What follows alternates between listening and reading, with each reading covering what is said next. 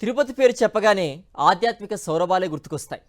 భక్తుల గోవింద నామాలు చెవుల్లో మార్మోగుతాయి. నుదిటిన 3 నామాలు ధరించి 1000 నామాల వాణ్ణి కొలిచే భక్తులే అన్ని మూలలా కనిపిస్తారు. ఇదంతా ఏడాది క్రితం మాట. ఇప్పుడు ఆ పరిస్థితి మారిపోయింది.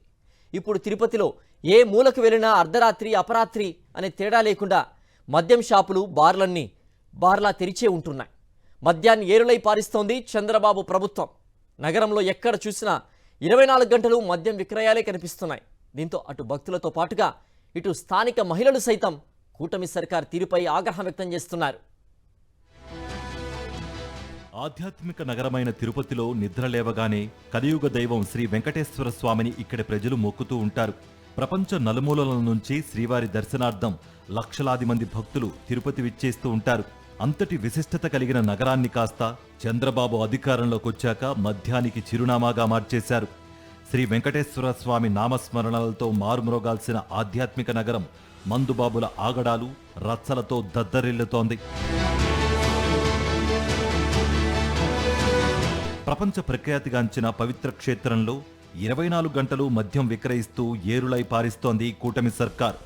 తిరుపతి నగర ప్రజలతో పాటు శ్రీవారి భక్తులకు తాగడానికి గుక్కెడు నీళ్లు దొరకపోవచ్చు గాని చంద్రబాబు పుణ్యమాని మద్యం మాత్రం నిత్యం దొరుకుతోంది. కూటమి పాలనతో మద్యం దుకాణాల్లో రేయింబవళ్లు మద్యం విక్రయాలు సాగుతున్న నేపథ్యంలో వాస్తవ పరిస్థితి ఏమిటో తెలుసుకునేందుకు వైఎస్ఆర్సీపీ తిరుపతి నియోజకవర్గ సమన్వయకర్త భూమన అభినయరెడ్డి, పార్టీ నాయకులు శనివారం అర్ధరాత్రి నుంచి ఆదివారం ఉదయం వరకు తిరుపతి నగరంలో పర్యటన జరిపారు. ఏ మూలకు వెళ్లినా మద్యం షాపులు, బార్లలో మద్యం విక్రయాలు జరుపుతుండడాన్ని గమనించారు. శనివారం అర్ధరాత్రి లీలామహల్ వద్ద బడి వైన్స్ అర్ధరాత్రి 12 గంటల 4 నిమిషాల వరకు మద్యం విక్రయాలు దర్జాగా సాగిపోగా మందుబాబులు సందడి చేయడం కనిపించింది. ఐఎస్ మహల్ సమీపంలో హారికా బార్లో అర్ధరాత్రి 12 గంటల 13 నిమిషాలకు సైతం మద్యం విక్రయాలు జోరుగా సాగాయి.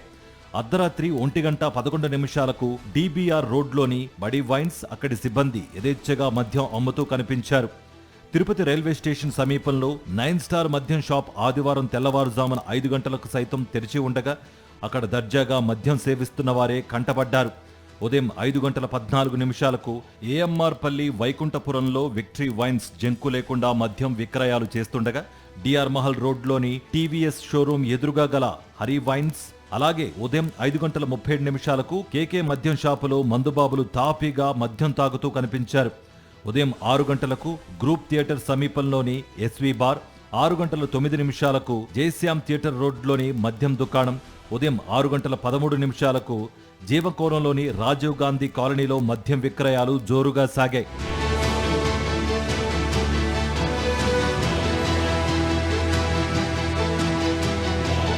ఉదయం 5 గంటల నుంచే తిరుపతి రైల్వే స్టేషన్ పక్కనే ఉన్న 9 స్టార్ లిక్కర్ షాపులో మద్యం విక్రయిస్తుండగా మహిళలు, పార్టీ శ్రేణులతో కలిసి ఆ షాపును భూమన అభినయ్ రెడ్డి పరిశీలించారు.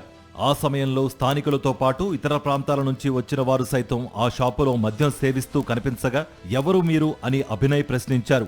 కొంతమంది హైదరాబాద్, కర్నూలు, వరంగల్ ప్రాంతాల నుంచి వచ్చారని చెప్పారు. శ్రీవారి మొక్కు కన్నా చంద్రన్న చొక్కే మీకు ముందుగా అందిస్తున్నారా అని అభినయ్ ప్రశ్నించారు. నిబంధనలకు విరుద్ధంగా మద్యం విక్రయిస్తున్న 9 స్టార్ షాపులో పార్టీ శ్రేణులతో కలిసి మద్యం బాటిళ్లను కొనుగోలు చేసి అక్కడే పగలకొట్టి నిరసన తెలిపారు.